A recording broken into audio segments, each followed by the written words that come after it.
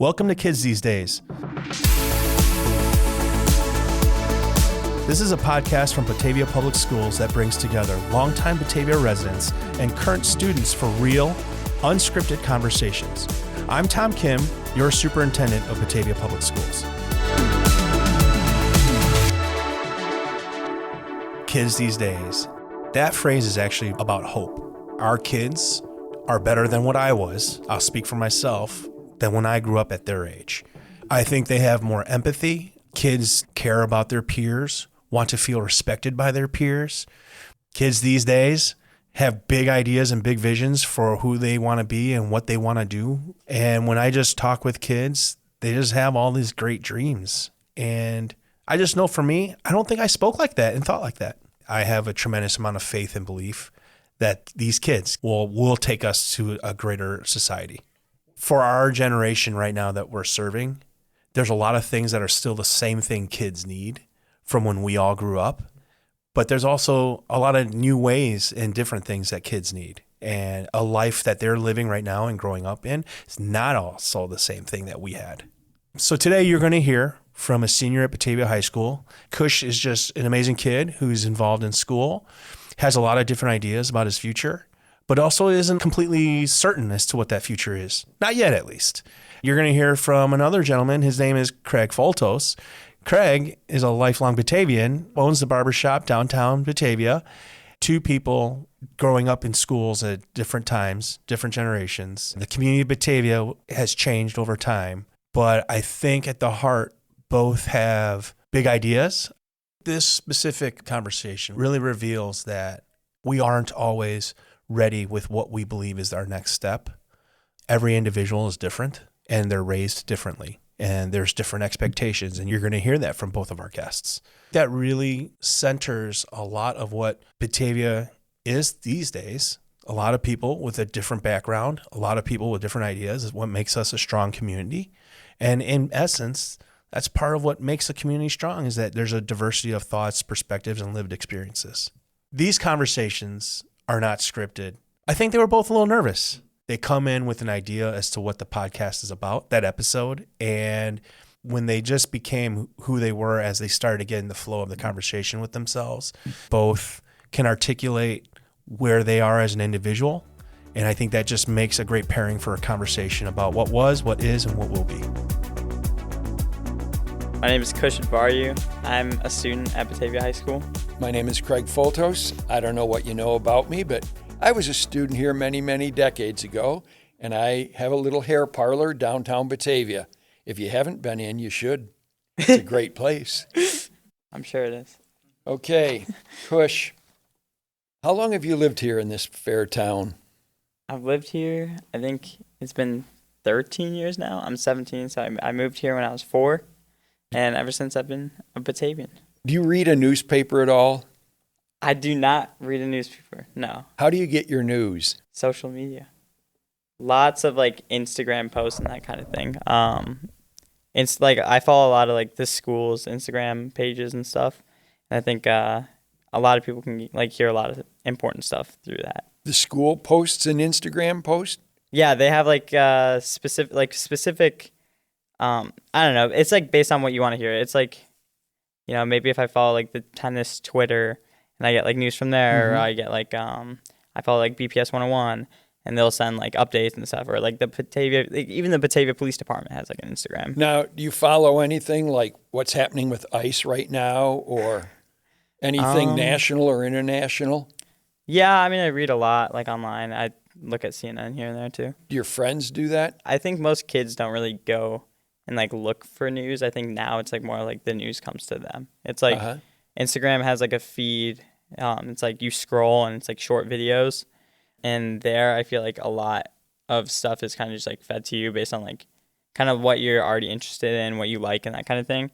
I don't really know like from your perspective how you like see news now, but with kids a lot of it is through social media, and like it kind of just pops up and you're like, oh well, this is happening, you know.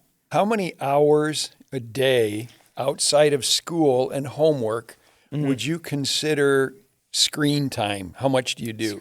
And how much of that would be gaming? Okay, and this might be like very shocking to like adults and stuff. but like I spend a typical amount on my phone, and my screen time is like 5 hours a day. After school? Total, like just like throughout the whole day. Uh-huh. And like to a lot of people that sounds like a lot, but I think that's pretty normal.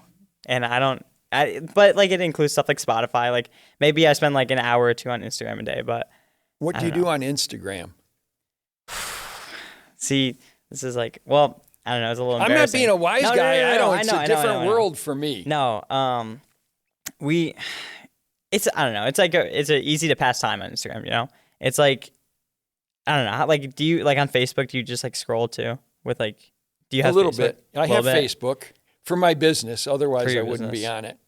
Yeah, I mean, you kind of just scroll and it's like videos and it's just like entertainment. It's kind of like TV, you know, where like you watch something, but with Instagram, it's just like different things over and over again. So it's like more entertaining because it's like. Who would you say impacts you from history?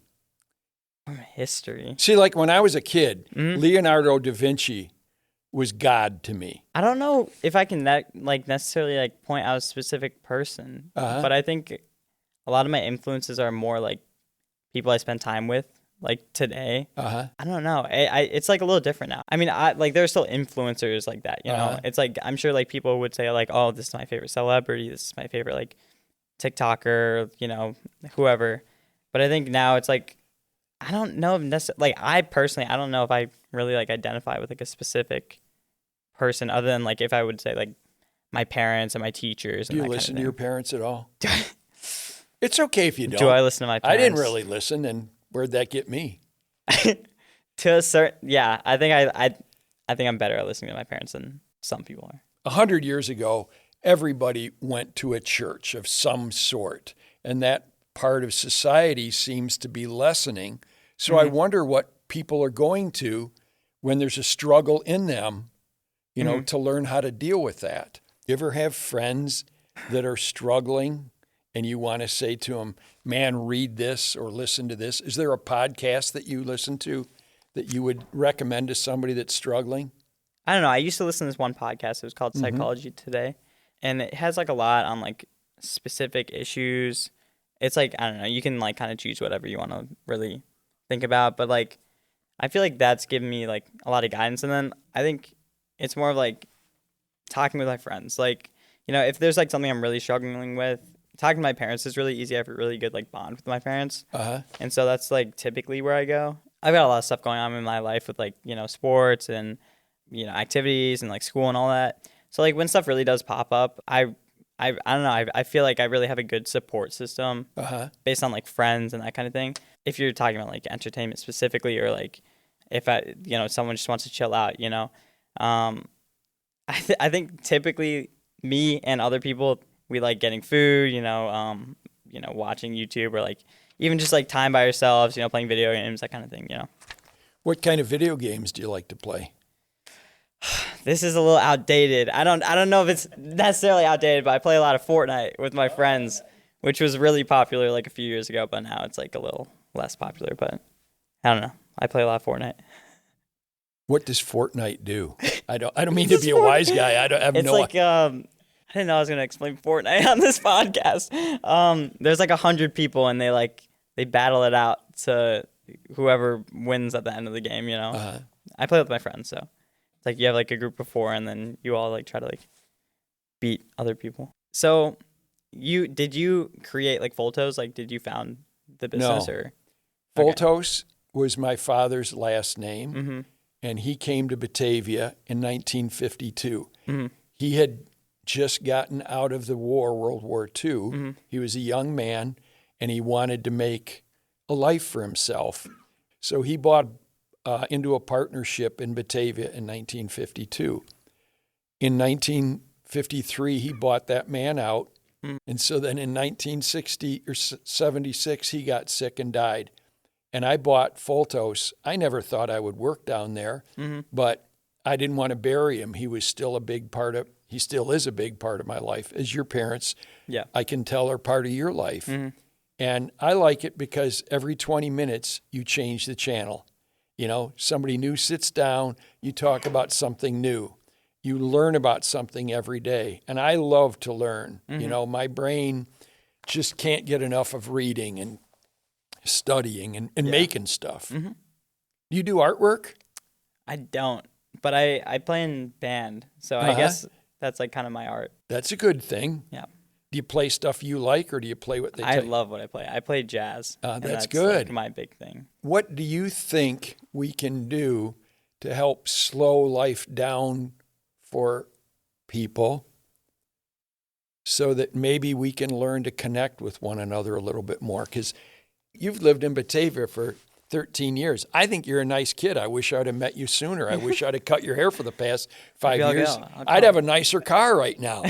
But what makes societies that I think work are the connection and the closeness of people, not the disconnect, because it's the loneliness that kills everybody. I think like shared spaces. When you're spending time with other people, I feel like everything kind of just becomes less, I don't want to say important, because it's like, I don't know. It like, again, like when we're talking about like stress and stuff and that kind of thing, and like where do you go when you're like really stressed out or like you have problems? And I said other people. And so I think same thing about like slowing life down. It's like, I don't know, like one thing me and my friends do a lot is like we get boba, you know? Do you know boba? Oh, yeah. Yeah? Oh, do you like yeah. boba? I'm a boba freak. What? No, Really? I've never had boba in my life, but my son gets boba, so I know boba. Okay, cool. I mean, yeah. So it's like, I mean, little things like that. I mean, today it's like really easy to like stay home and not do anything. Like, you know, we have like phones and like I could very well just like go home and play Fortnite for hours and just not do anything else. But finding ways to like do stuff with other people, whether that's in like activities and that kind of thing. Do you have siblings? I have one younger brother, yeah. So he looks up to you. Do you know he does? Yeah, as much as he won't say it. But he does. Yeah. He looks up to you. You know, I'm not going to be here forever. You're not going to be here forever, but you're probably going to be here a lot longer than me, and you're going to want to make it like you want to help your little brother. Right. You don't want him to struggle in the things that you did. Do you know what I mean? Unless you're sadistic. You want to help the next generation. Like one of my favorite things to do is to plant trees. Now, you're a pretty optimistic person when you're my age and you plant a tree, because I'm never sure as hell going to see that thing, but you're going to see that thing. Right. And I hope that if we learn something about each other, that you go, maybe I'd like to plant something one day. Because when you plant, whether it's the seed in a brain or the seed in the soil, you feel good that maybe I did something that mattered that day. Yeah. You're a senior. You got a few months left. Yeah. I'm a freshman. What do you want to tell me what the next 4 years is going to be like? How can it be better?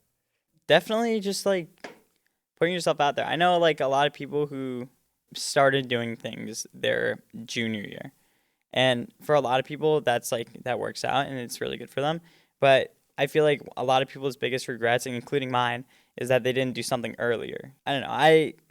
I regret, not being, super close with my brother earlier. And I regret, maybe not, joining Key Club earlier or like, stuff like that. In 10 years, the people that know you, what do you want them to think? What impact you've done? What would you like to do to help your family, your community, yourself? I think this is something I'm still like trying to figure out, like I'm only 17, but what comes to me right now is someone who tries to like build community. I'm really grateful to have like these like really strong communities at BHS that support one another, and whether it's like, tennis or Key Club or, graphics and video production, no matter what you do, there's going to be a community that's going to support you. I want to be a person that keeps continuing to like build communities, whether it's in, Batavia or in the future, or like, whether it's my like future family and that kind of thing. Not only like keep building community, but, figure out what that means to me, What do you want from me? How can I help you realize what you're dreaming about? I guess just like putting opportunities out there, And You ever look to people for help? Looked at people for help? I mean, of course, yeah. I'd look at my parents for help. I keep bringing up my parents because like they're truly like someone who I talk to, a lot. Well, those are the only ones that really trust you and believe in you when you're in the tank. And and teachers and that kind of thing. But yeah, I don't know. Do you have a teacher right now that you really like that's really been on your corner? Miss Heim, Marnie Heim. She was my AP Lit teacher, but I've known her since freshman year. She's also the sponsor of Key Club. She's been a really good influence on my life, and since I've known her for like 4 years, I really do think she's contributed a lot to my life. And plenty of students assume leadership positions in high school, and other people have like other motivations for that kind of thing, like whether or not it's like, getting into college or that kind of thing. But I think with Miss Heim, you can truly tell that she's like passionate about what she does from herself, Some people will say she is possibly the hardest grader at the school, But I think that's also because, you can really tell she cares. She cares about, what her students are going to do in the future, how her students are going to be known, how her students are going to learn, whether or not they're prepared. Maybe students don't care that much, or they, aren't ready for that kind of thing, and they're like kind of dismissed. But I think Miss Heim really shows her own character and how like she cares for other people and how willing she is to like continue growing character in her students and that kind of thing. So Kush, Yeah. soon, a few short months, Yep. you'll be walking down those hallowed halls Yep. for the last time as a BHS student. Mm-hmm. What do you think is going to be the next step? Where do you want to go to school? What do you think you might be interested in studying? I'm pretty set on studying either finance or economics, primarily finance, and going to a four-year university. Whether I'm not 100% sure what university that is yet. Those are my plans as of right now. What's the draw to finance? Do you want to be rich? No. Well, that's not the only reason people go into finance, but Why else did they go in there? well, I primarily started thinking about finance through economics. Corny as it is, like I do enjoy going to school and like I like my classes. Yeah. And I thought that economics is like a good mix of kind of like all the subjects I've gone through, I kind of mean like the business side of economics. And so like business, I love English, and I have had really great English teachers and who have like really had a good impact on my life. And so English really had a big part of like my education, along with, math and like science and all that. And so business and economics kind of felt like a good combination of it all. So in your 17 years, what would you say has been one of the hardest parts of your life? I don't know, because I've had the privilege not to have to go through like terrible things in my life. Kids make fun of you in school or anything? In middle school, they did. What'd they call you? They called me, Yeah. believe it or not, it was a Fortnite reference. They called me Bush instead of Kush. Did that bother you? A little bit, but I don't know. I guess I don't really take middle school that seriously anymore, because it's like, it was But a long during time middle ago. school, you took it seriously. Yeah. So what did you do then? Who did you look to, or what did you do so it didn't make you crazy cuckoo in your head? I just hung out with people that like wanted to hang out with me, hung out with people that like I felt like I was supported by, instead of people who I, wanted to be supported by, I don't know. I didn't get like bullied or anything, but like Have you ever been bullied? Elementary school. I was Yeah. bullied in elementary school, like maybe second grade.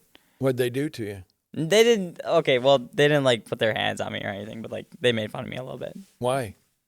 was short, because I skipped a grade too. Mm-hmm. So I was like a little guy. And I still am. Your son comes to you in 20 years and he said, Dad, they're making fun of me in second grade for being too handsome. What are you going to tell your kid? What you did to handle it? I just go back to my parents, because I think they just like taught me so much. I know it's cliche to say like be yourself, but I really think like if you just stay confident in who you are, people like you'll find people who value that. And like you shouldn't be trying to be someone that you aren't and trying to like appeal to other people's interests, Like who cares if other people like don't like parts of you?